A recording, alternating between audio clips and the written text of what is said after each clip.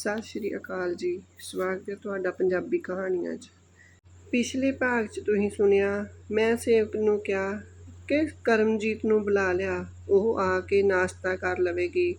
ਸੇਵਕ ਨੇ ਮੇਰੀ ਗੱਲ ਨੂੰ ਟਾਲਦਿਆਂ ਕਿਹਾ ਕਿ ਭਾਬੀ ਜੀ, ਉਹ ਅਜੇ ਸੌਂ ਰਹੀ ਹੈ, ਸੌਣ ਦਿਓ। ਮੈਂ ਨਹੀਂ ਚਾਹੁੰਦਾ ਕਿ ਉਸ ਦੀ ਨੀਂਦ ਖਰਾਬ ਹੋਵੇ।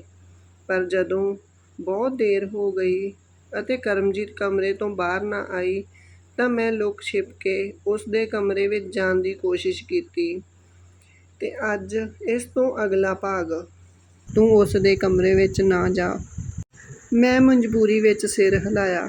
ਪਰ ਸੱਚ ਕਹਾਂ ਤਾਂ ਮੈਨੂੰ ਕਰਮਜੀਤ 'ਤੇ ਬਹੁਤ ਗੁੱਸਾ ਆ ਰਿਹਾ ਸੀ। ਮੈਂ ਸੋਚਿਆ ਕਿ ਜਦੋਂ ਉਹ ਉੱਠੇਗੀ ਮੈਂ ਉਸ ਦੀ ਚੰਗੀ ਕਲਾਸ ਲਾਵਾਂਗੀ। ਇੰਨੀ ਦੇਰ ਤੱਕ ਕੌਣ ਸੌਂਦਾ ਹੈ? ਪਰ ਮੈਨੂੰ ਨਹੀਂ ਪਤਾ ਸੀ ਕਿ ਮੇਰਾ ਇੰਤਜ਼ਾਰ ਇੰਨਾ ਲੰਬਾ ਹੋਵੇਗਾ। ਸਵੇਰ ਤੋਂ ਦੁਪਹਿਰ ਤੇ ਦੁਪਹਿਰ ਤੋਂ ਸ਼ਾਮ ਵੀ ਹੋ ਗਈ, ਪਰ ਕਰਮਜੀਤ ਅਜੇ ਤੱਕ ਆਪਣੇ ਕਮਰੇ ਤੋਂ ਬਾਹਰ ਨਹੀਂ ਆਈ ਸੀ। ਮੇਰੇ ਦਿਲ ਵਿੱਚ ਹੌਲ ਪੈਣ ਲੱਗੇ। ਸਮਝ ਨਹੀਂ ਆ ਰਹੀ ਸੀ ਕਿ ਕੀ ਕਰਾਂ। ਫਿਰ ਕੁਝ ਦੇਰ ਬਾਅਦ ਕਰਮਜੀਤ ਨੂੰ ਆਪਣੇ ਕਮਰੇ ਵਿੱਚੋਂ ਬਾਹਰ ਆਉਂਦਿਆਂ ਦੇਖਿਆ। ਇਹ ਦੇਖ ਕੇ ਮੇਰੇ ਦਿਲ ਨੂੰ ਥੋੜ੍ਹੀ ਰਾਹਤ ਤਾਂ ਜ਼ਰੂਰ ਹੋਈ, ਪਰ ਨਾਲ ਹੀ ਮੈਨੂੰ ਹੈਰਾਨੀ ਵੀ ਹੋਈ ਕਿ ਉਸਨੇ ਆਪਣਾ ਚਿਹਰਾ ਕਿਉਂ ਛੁਪਾਇਆ ਹੋਇਆ ਹੈ।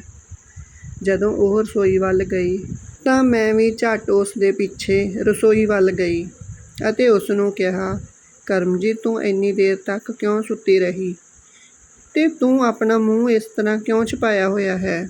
ਇੱਧਰ ਮੂੰਹ ਕਰ, ਸਭ ਕੁਝ ਠੀਕ ਤਾਂ ਹੈ? ਇਸ ਤੋਂ ਪਹਿਲਾਂ ਕਿ ਮੈਂ ਅੱਗੇ ਜਾ ਕੇ ਕਰਮਜੀਤ ਦੇ ਮੂੰਹ ਤੋਂ ਉਸ ਦਾ ਘੁੰਡ ਚੁੱਕਦੀ, ਫਿਰ ਉਹ ਜਲਦੀ ਨਾਲ ਰਸੋਈ ਵਿੱਚੋਂ ਭੱਜ ਕੇ ਆਪਣੇ ਕਮਰੇ ਵਿੱਚ ਚਲੀ ਗਈ। ਮੈਂ ਤੇਜ਼ੀ ਨਾਲ ਉਸ ਦੇ ਪਿੱਛੇ ਗਈ। ਫਿਰ ਉਸਨੇ ਦਰਵਾਜ਼ਾ ਅੰਦਰੋਂ ਬੰਦ ਕਰ ਲਿਆ। ਉਸ ਦੀ ਇਹ ਹਰਕਤ ਦੇਖ ਕੇ ਮੈਨੂੰ ਬਹੁਤ ਗੁੱਸਾ ਆਇਆ ਤੇ ਮੈਂ ਗੁੱਸੇ ਵਿੱਚ ਦਰਵਾਜ਼ਾ ਖੜਕਾਉਣ ਲੱਗ ਪਈ। ਗੁੱਸੇ ਨਾਲ ਦਰਵਾਜ਼ਾ ਖੜਕਾਉਂਦੇ ਹੋਏ ਮੈਂ ਕਰਮਜੀਤ ਨੂੰ ਕਹਿ ਰਹੀ ਸੀ, ਹੁਣੇ ਬਾਹਰ ਨਿਕਲ ਜਾ, ਨਹੀਂ ਤਾਂ ਮੇਰੇ ਤੋਂ ਬੁਰਾ ਕੋਈ ਨਹੀਂ ਹੋਵੇਗਾ। ਫਿਰ ਮੇਰਾ ਦਿਓਰ ਉੱਥੇ ਆ ਗਿਆ। ਮੇਰੇ ਵੱਲ ਗੁੱਸੇ ਨਾਲ ਦੇਖ ਕੇ ਉਸ ਨੇ ਕਿਹਾ, ਭਾਬੀ, ਤੁਸੀਂ ਮੈਨੂੰ ਅਤੇ ਮੇਰੀ ਨਵੀਂ ਵਹੁਟੀ ਨੂੰ ਕੁਝ ਪ੍ਰਾਈਵੇਸੀ ਦਿਓਗੇ? ਸੱਚ ਕਹਾਂ ਤਾਂ ਮੈਨੂੰ ਤੁਹਾਡੇ ਤੋਂ ਅਜਿਹੀ ਹਰਕਤ ਕਰਨ ਦੀ ਉਮੀਦ ਨਹੀਂ ਸੀ। ਤੁਸੀਂ ਇਹ ਸਭ ਕੀ ਕਰ ਰਹੇ ਹੋ? ਮੈਂ ਵੀ ਉਸੇ ਭਾਸ਼ਾ ਵਿੱਚ ਗੱਲ ਕੀਤੀ। ਮੈਂ ਆਪਣੀ ਭੈਣ ਨੂੰ ਹੁਣੇ ਤਾਂ ਇਸੇ ਵਕਤ ਮਿਲਣਾ ਹੈ। ਇਹ ਗੱਲ ਤੈਨੂੰ ਸਮਝ ਆਈ ਹੈ? ਤੇਰੀ ਪਤਨੀ ਤਾਂ ਉਹ ਬਾਅਦ ਵਿੱਚ ਬਣੀ, ਪਹਿਲਾਂ ਉਹ ਮੇਰੀ ਭੈਣ ਹੈ। ਅਸੀਂ ਦੋਵੇਂ ਉੱਚੀ ਉੱਚੀ ਬੋਲ ਰਹੇ ਸੀ ਤਾਂ ਸਾਡੀ ਦੋਹਾਂ ਦੀ ਆਵਾਜ਼ ਸੁਣ ਕੇ ਮੇਰੀ ਸੱਸ ਉੱਥੇ ਆਈ ਅਤੇ ਕਹਿਣ ਲੱਗੀ, ਕੀ ਹੋਇਆ, ਸਭ ਠੀਕ ਤਾਂ ਹੈ ਨਾ? ਮੈਂ ਕਿਹਾ, ਮੰਮੀ ਜੀ, ਮੈਂ ਆਪਣੀ ਭੈਣ ਨੂੰ ਮਿਲਣਾ ਚਾਹੁੰਦੀ ਹਾਂ। ਮੰਮੀ ਨੇ ਕਿਹਾ, ਠੀਕ ਹੈ, ਪਹਿਲਾਂ ਮੈਨੂੰ ਕਮਰੇ ਵਿੱਚ ਜਾਣ ਦਿਓ। ਫਿਰ ਮੈਂ ਕਰਮਜੀਤ ਨੂੰ ਪੁੱਛਦੀ ਹਾਂ, ਉਹ ਤੈਨੂੰ ਮਿਲਣਾ ਕਿਉਂ ਨਹੀਂ ਚਾਹੁੰਦੀ? ਮੇਰੀ ਸੱਸ ਨੇ ਦਰਵਾਜ਼ਾ ਖੜਕਾਇਆ ਅਤੇ ਕਰਮਜੀਤ ਨੂੰ ਕਿਹਾ, ਪੁੱਤਰ, ਦਰਵਾਜ਼ਾ ਖੋਲ੍ਹੋ। ਜਿਵੇਂ ਕਿ ਮੇਰੀ ਸੱਸ ਦੀ ਆਵਾਜ਼ ਸੁਣੀ, ਕਰਮਜੀਤ ਨੇ ਤੁਰੰਤ ਦਰਵਾਜ਼ਾ ਖੋਲ੍ਹਿਆ ਅਤੇ ਮੇਰੀ ਸੱਸ ਕਮਰੇ ਵਿੱਚ ਚਲੀ ਗਈ। ਪਰ ਇਹ ਦੇਖ ਕੇ ਮੈਨੂੰ ਬਹੁਤ ਹੈਰਾਨੀ ਹੋਈ, ਕਰਮਜੀਤ ਨੇ ਮੇਰੇ ਕਹਿਣ 'ਤੇ ਦਰਵਾਜ਼ਾ ਕਿਉਂ ਨਹੀਂ ਖੋਲ੍ਹਿਆ। ਥੋੜ੍ਹੀ ਦੇਰ ਬਾਅਦ ਮੇਰੀ ਸੱਸ ਕਮਰੇ ਵਿੱਚੋਂ ਆ ਕੇ ਕਹਿਣ ਲੱਗੀ, ਗੁਰਜੀਤ, ਕਰਮਜੀਤ ਨੇ ਕਿਹਾ ਕਿ ਉਹ ਨਾ ਤਾਂ ਤੈਨੂੰ ਮਿਲਣਾ ਚਾਹੁੰਦੀ ਹੈ, ਨਾ ਹੀ ਉਹ ਤੇਰੇ ਨਾਲ ਗੱਲ ਕਰਨਾ ਚਾਹੁੰਦੀ ਹੈ।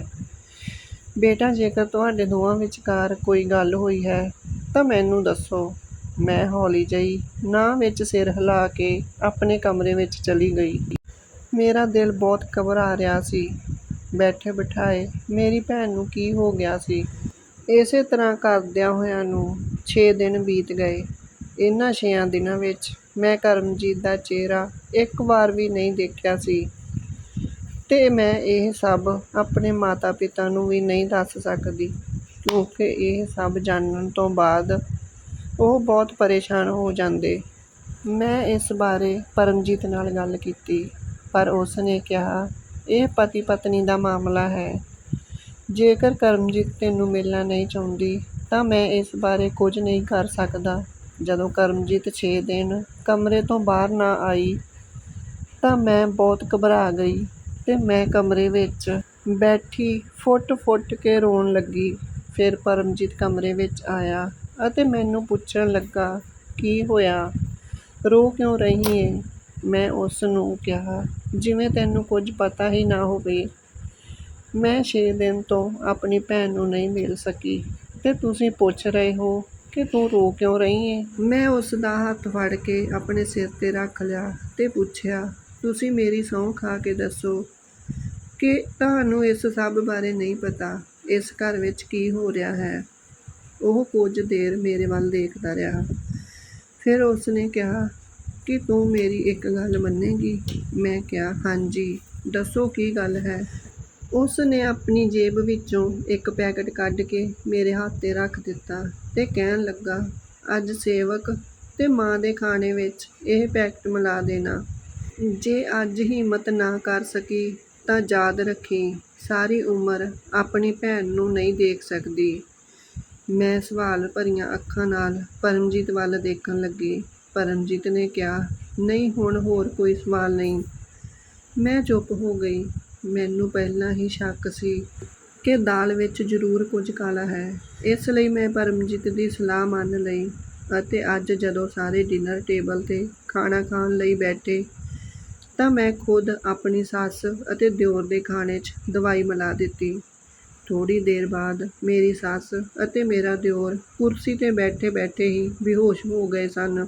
ਮੇਰਾ ਪਤੀ ਪਰਮਜੀਤ ਤੇਜ਼ੀ ਨਾਲ ਉੱਠਿਆ ਤੇ ਕਰਮਜੀਤ ਦੇ ਕਮਰੇ ਦੇ ਨੇੜੇ ਗਿਆ ਅਤੇ ਕਰਮਜੀਤ ਨੂੰ ਕਿਹਾ, ਜਲਦੀ ਦਰਵਾਜ਼ਾ ਖੋਲ੍ਹੋ। ਮੈਂ ਕਰਮਜੀਤ ਨੇ ਤੁਰੰਤ ਦਰਵਾਜ਼ਾ ਖੋਲ੍ਹ ਦਿੱਤਾ।